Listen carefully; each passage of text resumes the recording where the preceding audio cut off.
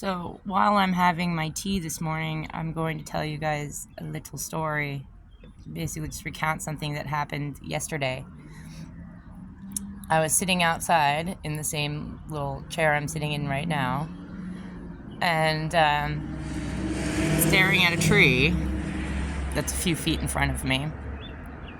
And out came one of the neighbor's dogs, who is a nice dog, and he's young, and so he's very rambunctious, and he wants to play with the cats and the kittens.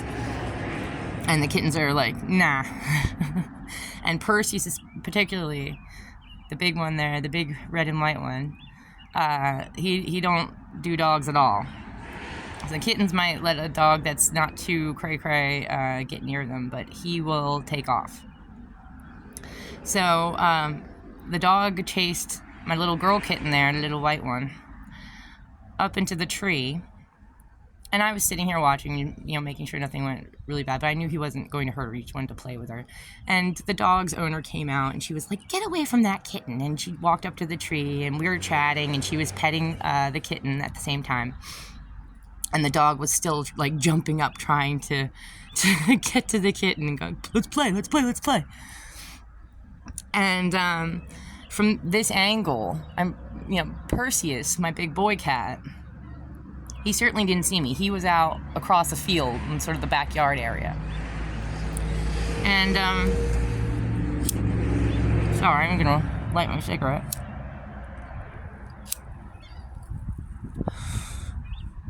And all of a sudden, I see Perseus come charging over. Now remember, typically when he sees a dog, he stays the F away from it.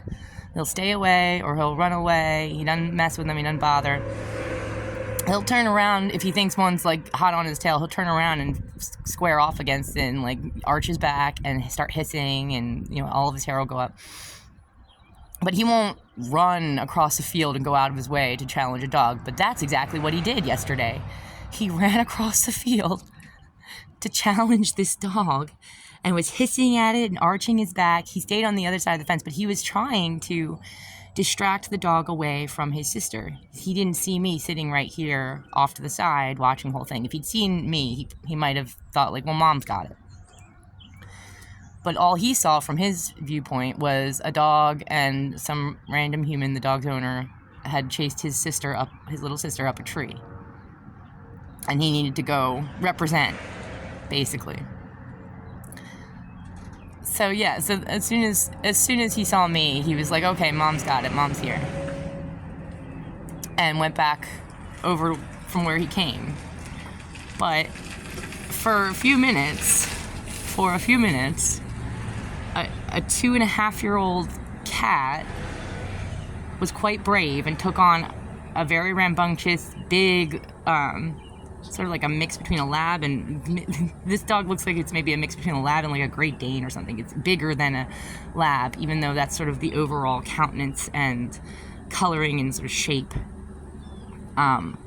It's taller and bigger. And yeah, this dog is easily 3-4 times his size. But he still ran over from across a field to start shit with one to get it away from his little sister. So, that in mind, I was just wondering, Hosea, Chris Thompson, Michael, Paul Maxwell, Richard Hart, all of you little shit suckers, how does it feel to know that a 2-year-old cat is braver than you? He's still the age of a human toddler, and he's still braver than you are.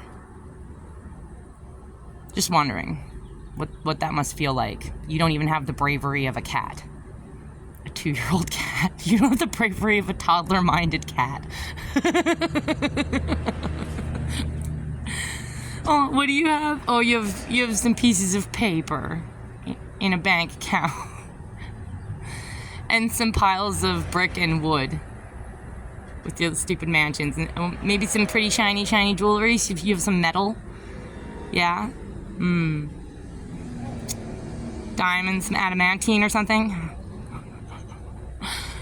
It's just, gross. How do females even let you touch them. Like, well, if they understood what I understand, which is that you have no substance whatsoever, no real substance, you're all window dressing, they wouldn't let you touch them unless they were just as shallow and pathetic as you are.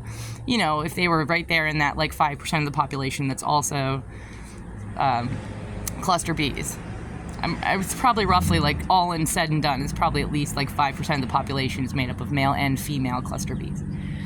So you'd have to find a whole other, like, another narcissist, another sociopath.